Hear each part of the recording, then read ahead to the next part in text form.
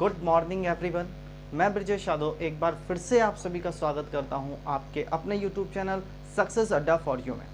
Friends, आज हम science की एमसीक्यूज़ के बारे में डिस्कस करने वाले हैं और टॉप 20 सिलेक्टेड क्वेश्चंस को मैंने सेलेक्ट किया है जो किसी ना किसी एग्ज़ाम में ज़रूर पूछे गए हैं। सो आप लोगों के लिए यह वीडियो बहुत ही ज़्यादा स्पेशल होने वाली है और आप ज़्यादा से ज़्यादा लोगों में इसको शेयर कर दीजिए। उसके पहले कि हम सेशन को स्टार्ट करें, कुछ इंपॉर्टेंट सूचना थी आप सभी के लिए कि आप सभी आज की इस वीडियो के लास्ट में जो क्वेश्चन पूछा जाएगा उसका जवाब ज़रूर देंगे, ठीक है ना। चलिए क्वेश्चन सीरीज़ को हम स्टार्ट करते हैं और लेते हैं आज का अपना पहला क्वेश्चन।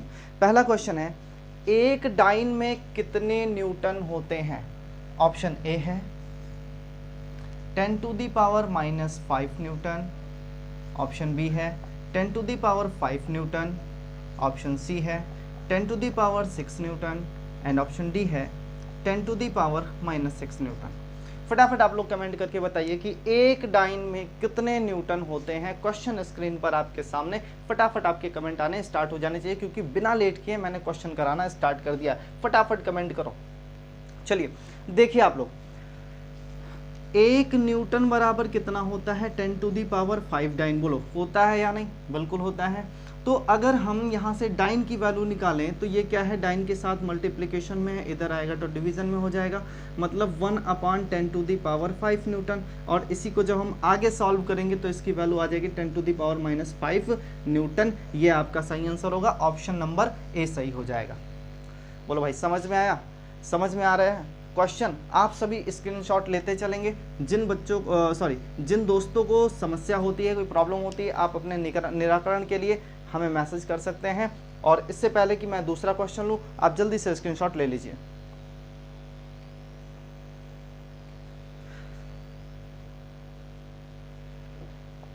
चलिए अपना अगला क्वेश्चन लेते हैं। चलिए अगला क्वेश्चन है, प्रकृति में उपस्थित मूल बलों की संख्या कितनी है? प्रकृति में उपस्थित मूल बलों की संख्या कितनी है? आप सभी को ऑप्शन दिख रहे हैं। ऑप्शन ए होगा 1, बी 2, सी 3 और डी 4। फटाफट कमेंट करके बताइए प्रकृति में उपस्थित मूल बलों की संख्या कितनी होगी। फ्रेंड्स, मैंने आपको जब बल पढ़ाना स्टार्ट किया था तो उसके पहले ही लेक्चर में मैंने आपको बताया था प्रकृति में उपस्थित मूल बलों की संख्या 4 है। और वो कौन कौन से हैं? गुरुत्वाकर्षण फोर्स, गुरुत्वाकर्षण बल एफ से रिप्रेजेंट किया जाता है, इलेक्ट्रोमैग्नेटिक फोर्स, विद्युत चुंबकीय बल, तीसरा था आपका स्ट्रॉन्ग न्यूक्लियर फोर्स और वीक न्यूक्लियर फोर्स। सो ये 4 टाइप के बल मैंने आपको बताए थे और इनके बारे में डायमेंशन भी बताया था। जो फ्रेंड्स हमसे पहली बार जुड़ रहे हैं वो प्रीवियस वीडियो को जरूर देख लें। तो प्रकृति में उपस्थित मूल बलों की संख्या कितनी है? 4, जिसमें पहला गुरुत्वाकर्षण बल, दूसरा विद्युत चुंबकीय बल, तीसरा प्रबल नाभिकीय बल और चौथा दुर्बल नाभिकीय बल, ठीक है ना। चलिए फटाफट कमेंट करते रहें आप लोग। हम चलते हैं अगले क्वेश्चन की तरफ क्योंकि टॉप 20 की सीरीज़ आज चल रही है और इस टॉप 20 की सीरीज़ को हमें बहुत ही अच्छे से कवर करना है। वीडियो को ज़्यादा से ज़्यादा शेयर कर दीजिए, ज़्यादा से ज़्यादा लोगों में फैला दीजिए जिससे पढ़ने में बिल्कुल मज़ा आ जाए। चलिए आज का अगला क्वेश्चन लेते हैं। अगला क्वेश्चन, प्रकृति में उपस्थित मूल बलों में सबसे दुर्बल बल कौन सा है? ऑप्शन ए दिया गया है गुरुत्वाकर्षण बल, ऑप्शन बी है विद्युत चुंबकीय बल, ऑप्शन सी दिया गया है प्रबल नाभिकीय बल और ऑप्शन डी आप देख रहे हैं दुर्बल नाभिकीय बल। फटाफट कमेंट करके बताइए कि प्रकृति में उपस्थित मूल बलों में सबसे दुर्बल बल कौन सा है। फटाफट कमेंट करके बताओ, जल्दी कमेंट कीजिए आप लोग। बहुत ही अच्छा, बहुत ही अच्छी स्ट्रेंथ में आप लोग हमसे जुड़ रहे हैं और ये स्ट्रेंथ ऐसे ही बनाए रखिए, फटाफट कमेंट करते रहिए। तो इस क्वेश्चन का ऑप्शन ए सही हो जाएगा। गुरुत्वाकर्षण बल सबसे दुर्लभ बल है जो आपके फंडामेंटल फोर्सेस में पाया जाता है। फंडामेंटल फोर्सेस में पाया जाने वाला गुरुत्वाकर्षण बल सबसे दुर्बल बल होता है। चलिए फटाफट स्क्रीनशॉट लीजिए। अगला क्वेश्चन फटाफट स्क्रीनशॉट लेते रहें आप। अगला क्वेश्चन है, हाँ, विद्युत चुंबकीय बल गुरुत्वाकर्षण बल से कितना प्रबल है? विद्युत चुंबकीय बल गुरुत्वाकर्षण बल से कितना प्रबल है? ऑप्शन ए है 10⁻36 गुना,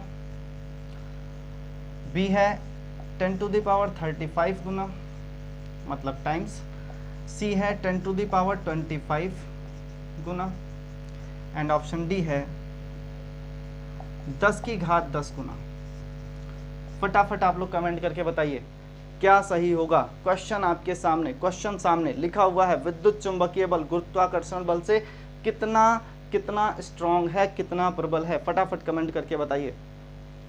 तो इसका सही आंसर हो जाएगा ऑप्शन नंबर ए, है ना, 10⁻36 गुना। मैंने आपको बताया था कि गुरुत्वाकर्षण बल शॉर्ट फॉर्म में लिखता हूं मैं, विद्युत चुंबकीय बल, गुरुत्वाकर्षण बल, दुर्बल नाभिकीय बल, प्रबल नाभिकीय बल, दुर्बल नाभिकीय बल, उसके बाद में विद्युत चुंबकीय बल और प्रबल नाभिकीय बल। इन सब का अगर रेशियो आप लेंगे, इन सब का अनुपात लेंगे तो 1:10⁻25:10⁻36 10:1038 आएगा। आपसे पूछ क्या रहा है कि विद्युत वाहक बल गुरुत्वाकर्षण बल से कितना प्रबल है, तो ये 10⁻36 है, ये 1 है, तो 10⁻36 गुना प्रबल हुआ या नहीं? बोलो, ऑप्शन नंबर 1 सही हो जाएगा। बताइए क्या मज़ा आ रहा है आप सभी को इस सीरीज़ में? बहुत ही मेहनत करके ये सीरीज़ तैयार की गई है। सो आप सभी लोग ज़्यादा से ज़्यादा लोगों में इसको शेयर करेंगे, लाइक शेयर और कमेंट ज़रूर करें आप, और बताते रहें कि कैसी लग रही है हमारी सीरीज़। चलिए फटाफट, चलिए टॉप 20 क्वेश्चन को सॉल्व करना है, स्क्रीनशॉट लीजिए जल्दी जल्दी। अगला क्वेश्चन लेते हैं। अगला क्वेश्चन नंबर 5। अगला क्वेश्चन है बहुत ही स्ट्रॉन्ग क्वेश्चन। हाँ चलिए, अगला क्वेश्चन है,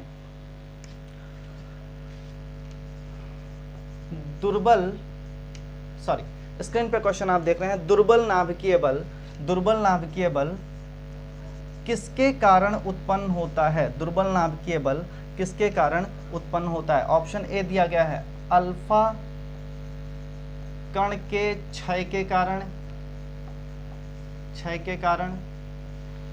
बीटा कण के क्षय के कारण, ऑप्शन सी होगा गामा कण के क्षय के कारण, एंड ऑप्शन डी आपको दे रखा है अल्फा बीटा गामा कणों के क्षय के कारण। फटाफट कमेंट करके बताइए चारों ऑप्शन में कौन सा ऑप्शन सही होगा। फ्रेंड्स याद कीजिए आप लोग, जब मैंने आपको वीक न्यूक्लियर फोर्स पढ़ाया था उसमें मैंने बताया था कि जब किसी रेडियो सक्रिय तत्व के नाभिक से एक बीटा कण उत्सर्जित होता है तो उस समय न्यूक्लियस के बीच में जो फोर्स वर्क करता है उसी को क्या कहते हैं? Weak nuclear force. और किसके कारण उत्पन्न होता है? बीटा कणों के क्षय के कारण उत्पन्न होता है। जो भी दोस्त पहली बार जुड़ रहे हैं, जिन्हें जरा सा भी समझ में नहीं आ रहा है, वो हमारी प्रीवियस वीडियो जरूर देखें, बहुत ही हेल्पफुल होने वाली है रेलवे में, क्योंकि सारे सिलेक्टेड क्वेश्चन मैंने उठाए हैं, सब के सब बिल्कुल सिलेक्टेड क्वेश्चन है। आप लोग जुटे रहिए, पढ़ते रहिए, सक्सेस अड्डा फॉर यू पे आप जरूर सक्सेस होंगे। चलिए फटाफट लीजिए स्क्रीनशॉट लेते हैं। अगला क्वेश्चन, चलिए अगला क्वेश्चन नंबर 6। क्वेश्चन नंबर 6 है, निम्न में से कौन सा एक दीर्घ परासीय बल है? निम्नलिखित में से कौन सा एक दीर्घ परासीय बल है? ऑप्शन ए दिया गया है गुरुत्वाकर्षण बल,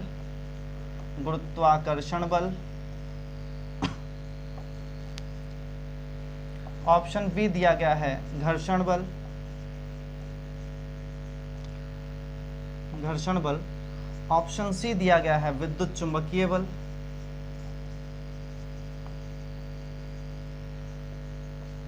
एंड ऑप्शन डी दिया गया है नाभिकीय बल। फटाफट कमेंट करके बताइए कि कौन सा वह फोर्स है जिसकी रेंज सबसे ज्यादा होती है, कौन सा वो फोर्स है जो दीर्घ परासीय बल है। फटाफट कमेंट करके आप लोग बताएं, फटाफट कमेंट करके बताएं।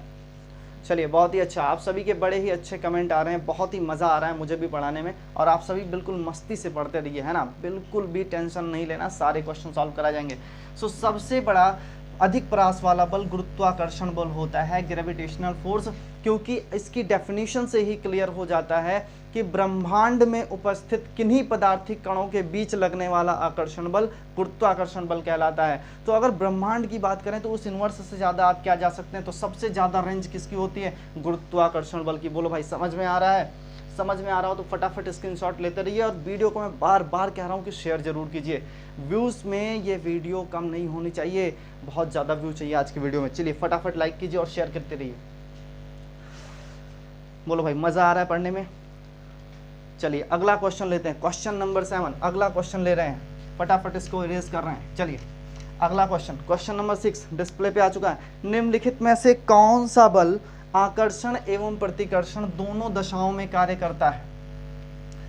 निम्नलिखित में से कौन सा बल आकर्षण और प्रतिकर्षण दोनों दशाओं में कार्य करता है? तो ऑप्शन ए है आपका गुरुत्वाकर्षण बल, गुरुत्वाकर्षण बल। ऑप्शन बी है विद्युत चुंबकीय बल। ऑप्शन सी है आपका घर्षण बल, और ऑप्शन डी है अपकेंद्रीय बल। अपकेंद्रीय बल। फटाफट आप लोग कमेंट करके बताइए इसका सही आंसर क्या होगा। ऑप्शन ए बी सी सब के सब आपके सामने, मैं अपनी कंफर्मेशन के लिए सिर्फ यहाँ पे लिख लेता हूँ, है ना। फटाफट आप लोग बताइए, कमेंट करते रहिए। बोलिए भाई मज़ा आ रहा है आज की वीडियो में?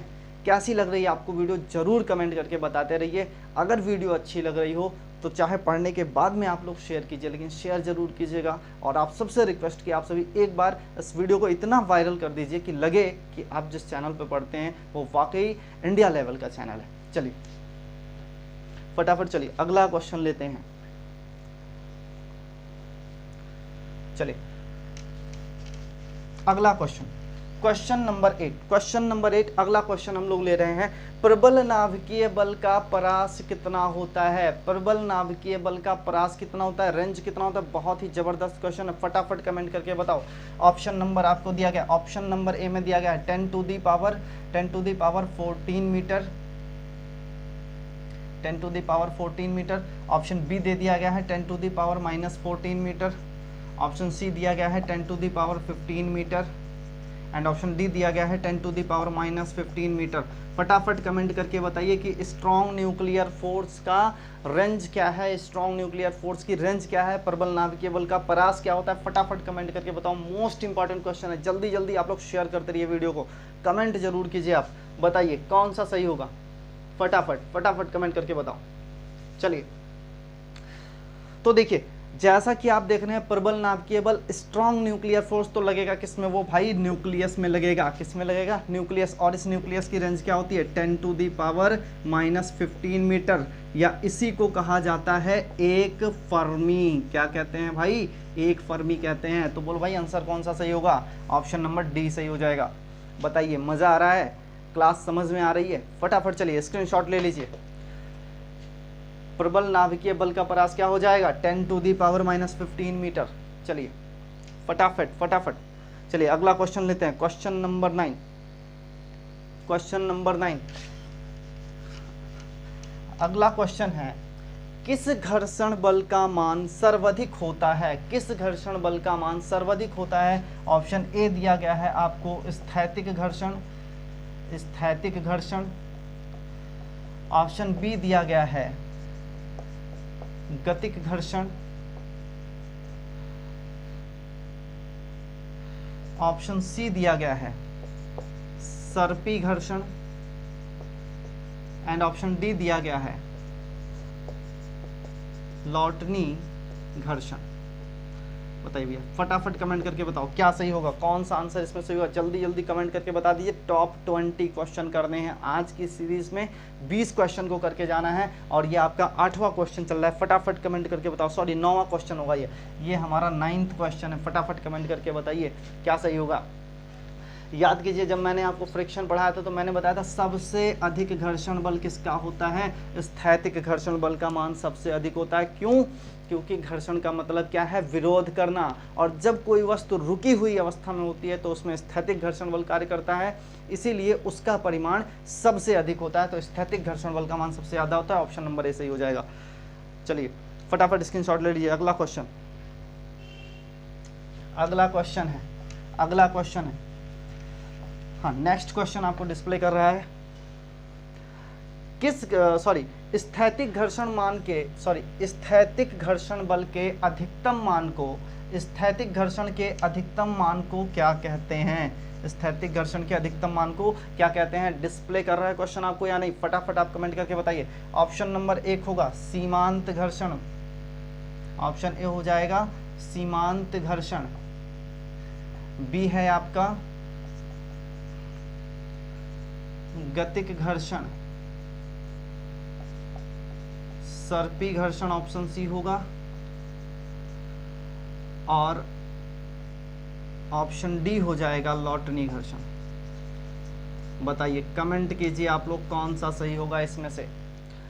फ्रेंड्स, मैंने डेफिनेशन के तौर पे आपको बताया था कि स्थैतिक घर्षण बल के अधिकतम मान को सीमांत घर्षण बल कहते हैं। ऑप्शन नंबर 1 सही हो जाएगा। कुछ नहीं करना है, सब बेसिक थ्योरीज हैं, और जिसको ये थ्योरियाँ ना समझ में आ रही हो वो हमारे प्रीवियस वीडियो जरूर देखिए। चलिए फटाफट लीजिए स्क्रीनशॉट, चलते हैं नेक्स्ट क्वेश्चन पर।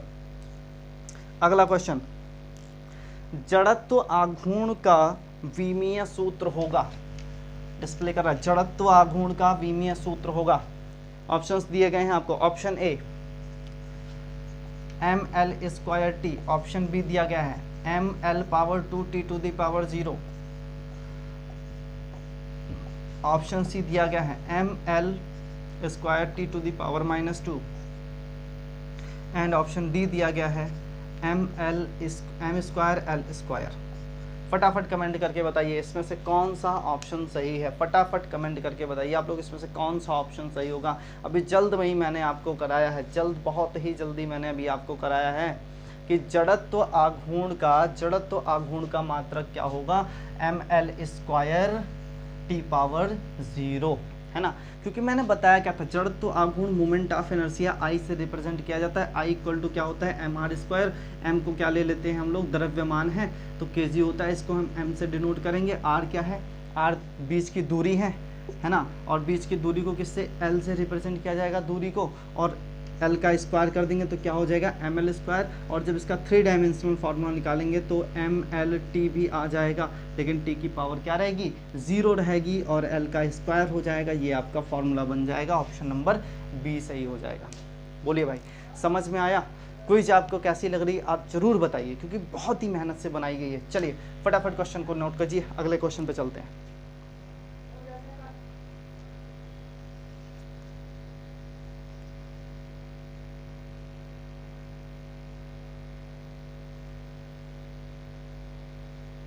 चलिए अगला क्वेश्चन दिया गया है, बल आघूर्ण का मात्रक क्या होगा? बल आघूर्ण का मात्रक क्या होगा? फटाफट कमेंट करके बताओ यार, बहुत ही इजी क्वेश्चन है, जस्ट करवाया गया क्वेश्चन है।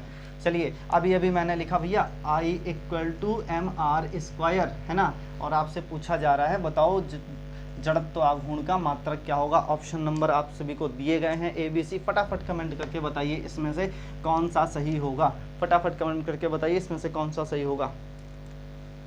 चलिए मैं ले लेता हूँ। ऑप्शन नंबर ये दिया गया है न्यूटन मीटर, ऑप्शन ए दिया गया है न्यूटन प्रति मीटर स्क्वायर, ऑप्शन बी दिया गया है न्यूटन मीटर, ऑप्शन सी दिया गया है newton into metre square, and option D दिया गया है न्यूटन प्रति मीटर। फटाफट कमेंट करके बताइए कौन सा ऑप्शन सही होगा। फटाफट कमेंट करके बताओ कि इसमें से कौन सा ऑप्शन सही हो जाएगा। चलिए फटाफट कमेंट करके बताइए आप लोग। क्वेश्चन फिर से एक बार पढ़ लीजिए। बल आघूर्ण का मात्रक होगा, बल आघूर्ण का मात्रक होगा। फटाफट कमेंट करके बताओ, बल आघूर्ण का मात्रक होगा। जल्दी जल्दी बताइए आप लोग। देखिए भैया, बल आघूर्ण बताया गया है, तो बल आघूर्ण को किससे रिप्रेजेंट किया जाता है? टाउ से रिप्रेजेंट करते हैं। किससे रिप्रेजेंट करते हैं हम लोग? टाउ से रिप्रेजेंट करते हैं। टाउ इक्वल टू क्या होता है? FL। टाउ इक्वल टू क्या होता है? F का क्या होगा भैया? न्यूटन। F का क्या हो गया? न्यूटन, है ना, न्यूटन, और L का क्या हो गया? Into metre. तो इसका सही ऑप्शन क्या बन जाएगा? Newton metre. Option number B सही हो जाएगा। बोलो भाई, समझ में आ रहा है? समझ में आ रहा है कि नहीं? फटाफट कमेंट करके बताइए और फुल एनर्जी के साथ आप लोग लगे रहिए, ठीक है ना। चलिए अगला क्वेश्चन लेते हैं, क्वेश्चन नंबर 13। क्वेश्चन दिया गया, यदि किसी नल के हत्थे की लंबाई बढ़ा दी जाए, यदि किसी नल के हत्थे की लंबाई बढ़ा दी जाए तो बल आघूर्ण का मान क्या होगा? बल आघूर्ण का मान क्या होगा? ऑप्शन ए दिया गया है बढ़ जाएगा, बढ़ जाएगा। ऑप्शन बी दिया गया है घट जाएगा। ऑप्शन सी दिया गया है नियत रहेगा। एंड ऑप्शन डी दिया गया है पहले घटेगा, पहले घटेगा फिर बढ़ेगा। फटाफट कमेंट करके बताइए क्या इसका सही आंसर होगा, जल्दी कमेंट करके बताइए क्या होगा।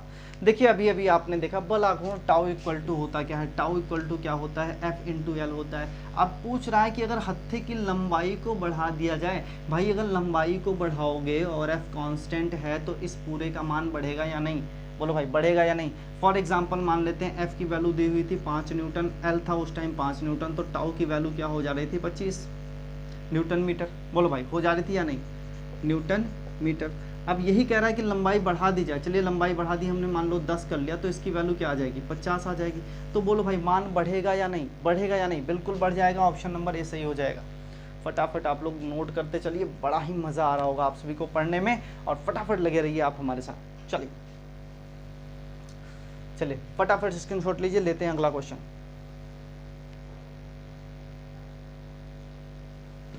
चलिए अगला क्वेश्चन लिया गया है, उत्तोलक का वह बिंदु जिसके सापेक्ष उत्तोलक के अन्य भाग गति कर सकते हैं उसे कहते हैं। ऑप्शन ए दिया गया है आलंब। ऑप्शन बी दिया गया है आयास। ऑप्शन सी दिया गया है भार। एंड ऑप्शन डी दिया गया है नन ऑफ दीज। फटाफट कमेंट करके बताओ। अभी मैंने कल आपको बताया है भैया कमेंट अच्छे आने चाहिए आप सभी के, फटाफट कमेंट करते रहिए, आपके कमेंट का बेसब्री से इंतजार रहता है हम लोग को, फटाफट कमेंट कीजिए। अभी कल मैंने आपको बताया था कैंची का एग्जांपल लेकर कि कैंची का जो फिक्स पॉइंट होता है उसके रिस्पेक्ट में पूरी कैंची मूव करती है, और उस फिक्स पॉइंट को क्या कहते हैं? उस फिक्स पॉइंट को आलंब कहते हैं। उस फिक्स पॉइंट को क्या कहा जाता है? आलंब कहते हैं। इसी को नाम दिया जाता है फलक्रम। क्या नाम दिया जाता है? फलक्रम दिया जाता है ना भैया? बोलो भाई समझ में आ रहा है? कैसी लगी आपको वीडियो आप जरूर बताएं हमसे। चलिए अगला क्वेश्चन लेते हैं। नेक्स्ट क्वेश्चन है, क्वेश्चन नंबर 15 पे पहुंच चुके हैं। उत्तोलक का वह भाग, क्वेश्चन दिया गया है उत्तोलक का वह भाग जिसमें भार आयास और आलंब के बीच होता है ना? सॉरी क्वेश्चन एरर हो गई है। हाँ, वह उत्तोलक जिसमें भार आयास और आलंब के बीच में होता है कहलाता है। ऑप्शन ए दिया गया है प्रथम श्रेणी का उत्तोलक। ऑप्शन बी दिया गया है द्वितीय श्रेणी का उत्तोलक। ऑप्शन सी दिया गया है तृतीय श्रेणी का उत्तोलक। एंड ऑप्शन डी दिया गया है नन ऑफ दीज। फटाफट कमेंट करके बताओ, फटाफट कमेंट करके बताइए। क्वेश्चन डिस्प्ले पर लिख रहा है भैया, फटाफट कमेंट करके बताइए। क्वेश्चन है हमारा, वह उत्तोलक जिसमें भार आयास और आलंब के बीच में होता है कहलाता है। प्रथम श्रेणी, द्वितीय श्रेणी, तृतीय श्रेणी या नन ऑफ दीज? फटाफट कमेंट कीजिए, बहुत ही मजा आने वाला है। फटाफट कमेंट करके बताइए। तो भैया जिसमें भार आयास और आलंब के बीच में होता है वह आपका द्वितीय श्रेणी का उत्तोलक होगा। जैसे मैंने आपको बताया था कि वेट, मैंने आपको सुपारी काटने का लास्ट वीडियो में एग्जांपल दिया था कि भार कहाँ रखा जाता है? बीच में रखा जाता है ना, और फिर एक तरफ से पुश किया जाता है, फिक्स पॉइंट आगे रहता है। तो आलंब और आयास क्या होते हैं? दोनों एंड्स पर होते हैं, और बीच में क्या रखा जाता है? वेट या लोड रखा जाता है। वो कैसे उत्तोलक होते हैं? द्वितीय श्रेणी के उत्तोलक होते हैं, ठीक है ना। चलिए फटाफट ले लीजिए स्क्रीनशॉट आप लोग। चलते हैं अगले क्वेश्चन पर, अगले क्वेश्चन पे मूव करते हैं फटाफट। अगला क्वेश्चन है, सरौता नींबू निचोड़ने की मशीन इत्यादि किस श्रेणी के उत्तोलक हैं? सरौता, नींबू निचोड़ने की मशीन इत्यादि किस श्रेणी के उत्तोलक हैं? फटाफट कमेंट करके बताइए आप लोग, है ना। प्रथम श्रेणी के, द्वितीय श्रेणी के, तृतीय श्रेणी के, या नन ऑफ दिस, ये ऑप्शन दिए गए। फटाफट कमेंट करके बताओ। नींबू निचोड़ने की मशीन और सरौता किस श्रेणी के उत्तोलक हैं? कमेंट कीजिए फटाफट, आप लोग कमेंट करके बताइए, फटाफट कमेंट करके बताइए। अभी देखिए मैंने एक एग्जांपल लिया था आपसे, क्या? सुपारी काटना, है ना। और सुपारी काटने का एग्जांपल लिया था, तो सुपारी किससे काटी जाती है? सरौते से ही तो काटी जाती है भैया। नींबू बीच में ही तो रख के दबाया जाता है दोनों साइड से, है ना। तो इस कंडीशन में क्या सही हो जाएगा? ऑप्शन नंबर बी सही हो जाएगा। ये द्वितीय श्रेणी का उत्तोलक है। किस श्रेणी का? द्वितीय श्रेणी का उत्तोलक है। बोलो भाई, समझ में आ रहा है? चलिए फटाफट स्क्रीनशॉट लीजिए, चलते हैं आगे। नेक्स्ट क्वेश्चन, अगला क्वेश्चन है स्क्रीन पे, बहुत ही अच्छा क्वेश्चन, आरआरबी में कई बार पूछा गया क्वेश्चन है। हाँ, किसी वस्तु को संतुलित अवस्था में रखने के लिए, किसी वस्तु के संतुलित अवस्था में रखने के लिए न्यूनतम कितने समान बलों की आवश्यकता होती है? न्यूनतम कितने समान बलों की आवश्यकता होती है? ऑप्शन नंबर 1 दे रखा है, ए, बी 2, सी 3 और डी 4। फटाफट कमेंट करके बताओ, न्यूनतम कितने बलों की आवश्यकता होगी? किसी वस्तु को संतुलन अवस्था में बनाए रखने के लिए न्यूनतम कितने बलों की आवश्यकता होगी? कम से कम की बात कर रहा है, ज़्यादा से ज़्यादा की बात नहीं कर रहा है। देखो भाई, एक वस्तु है, ये ऐसे रखी हुई है किसी एक पॉइंट पर, किसी एक पार्टिकल पर। अब इस पर अगर आप एक साइड फोर्स लगाओगे तो क्या होगा? ऐसे झुक जाएगी, झुक जाएगी या नहीं झुकेगी? इस तरीके से झुक जाएगी। बोलो भाई, झुकेगी ना। लेकिन अगर समान फोर्स, जैसे 5 न्यूटन का बल आपने इस साइड भी लगा दिया, 5 न्यूटन का इस साइड भी लगा दिया, तो क्या होगा? क्या वो झुकेगी? बोलो भाई, झुकेगी? नहीं झुकेगी। तो इसीलिए अब यहाँ पे न्यूनतम बल कितने हैं? न्यूनतम बल 2 हैं। ऑप्शन आपका बी सही हो जाएगा। किसी वस्तु को संतुलन अवस्था में रखने के लिए न्यूनतम 2 बलों की आवश्यकता होती है। फटाफट कमेंट करते रहिए आप लोग। वीडियो आपको कैसी लग रही है आप लोग जरूर कमेंट करके हमें बताएं, जरूर कमेंट कीजिए, है ना। चलिए अगला क्वेश्चन लेते हैं। स्क्रीनशॉट ले लीजिए आप लोग फटाफट।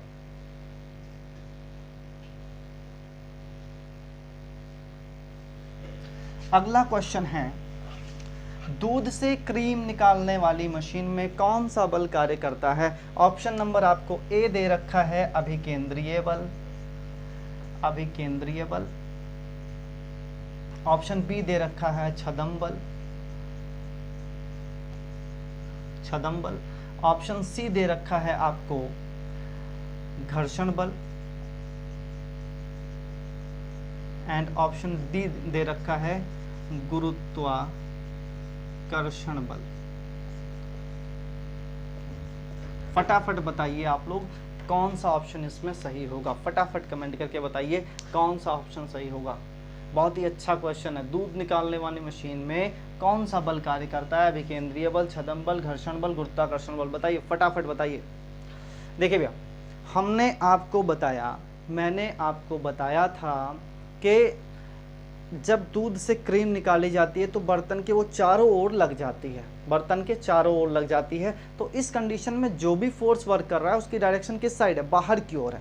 तो डायरेक्शन अगर बाहर की ओर होगी तो इस प्रकार के बल को हम क्या कहते हैं? अपकेंद्रीय, मतलब केंद्र के विपरीत, है ना। अगर अभिकेंद्रीय होता मतलब केंद्र की ओर, लेकिन अपकेंद्रीय है क्योंकि सारे पार्टिकल बाहर की ओर जाते हैं, तो इसे हम कहते हैं अपकेंद्रीय बल, ठीक है ना। और अपकेंद्रीय बल वास्तविकता में ना होकर सिर्फ अपना आभास कराता है, इसीलिए इसे नाम दिया जाता है छदम बल। और इसका ऑप्शन नंबर बी सही हो जाएगा। कई बार एग्जाम में पूछा गया क्वेश्चन है, अपकेंद्रीय बल नहीं देता है, ठीक है ना। तो कौन सा सही हो जाएगा? उसमें छदम बल सही हो जाएगा। फटाफट स्क्रीनशॉट लीजिए, अगले क्वेश्चन की तरफ बढ़ते हैं हम लोग। फटाफट स्क्रीनशॉट लीजिए, अगले क्वेश्चन की तरफ बढ़ते हैं। चलिए अगला क्वेश्चन है, तेज चलती हुई कार को, तेज चलती हुई कार को अचानक दाईं ओर मोड़ने पर, तेज चलती हुई कार को अचानक दाईं ओर मोड़ने पर उसके कौन से 2 पहिए उठ जाएंगे? ऑप्शन ए दे रखा है दाईं ओर के 2 पहिए, ऑप्शन बी बाईं ओर के दो पहिए,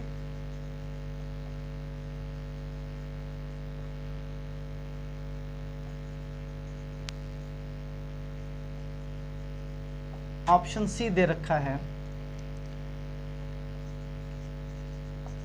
पीछे के दो पहिए, एंड ऑप्शन डी दे रखा है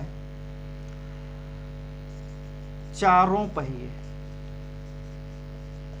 फटाफट कमेंट करके बताइए कि तेज चलती हुई किसी कार को अचानक दाईं ओर मोड़ दिया गया है तो उसके कौन से दो पहिए उठ जाएंगे, उसके कौन से दो पहिए उठ जाएंगे। ठीक है दोस्तों, लास्ट टाइम मैंने आपको जब अभिकेंद्रीय बल पढ़ाया था तो उसमें मैंने आपको बताया था कि अगर कोई कार तेजी से आ रही हो और उसको आवश्यक अभिकेंद्रीय बल ना मिल पाए स्पीड ज़्यादा होने के कारण, तो क्या होता है, उसके अंदर के दो पहिए ऊपर की तरफ उड़ जाते हैं। क्यों? क्योंकि सेंटर की ओर एक फोर्स वर्क करता है जिसे अभिकेंद्रीय बल कहते हैं, है ना। तो जिस मोड़ पे वो मुड़ती है वो सेंटर की तरफ ढकेलने का प्रयास करता है गाड़ी को, लेकिन जब वो फोर्स कम पड़ जाता है तो गाड़ी सेंटर की तरफ ना आके सेंटर से बाहर की तरफ जाना चाहती है, क्योंकि वेलोसिटी बहुत ज़्यादा होती है, इसीलिए अंदर के दो पहिए क्या होते हैं, ऐसे उठ जाते हैं और गाड़ी तुरंत पलट जाती है। इसका ऑप्शन नंबर क्या हो जाएगा, ए सही हो जाएगा, दाईं ओर के दो पहिए। बोलो भाई समझ में आ रहा है, समझ में आ रहा है। चलिए फटाफट इसका स्क्रीनशॉट ले लीजिए और आज का हम लास्ट क्वेश्चन लेते हैं, आज का अंतिम क्वेश्चन ले रहे हैं, आप लोग फटाफट इसका स्क्रीनशॉट ले लीजिए।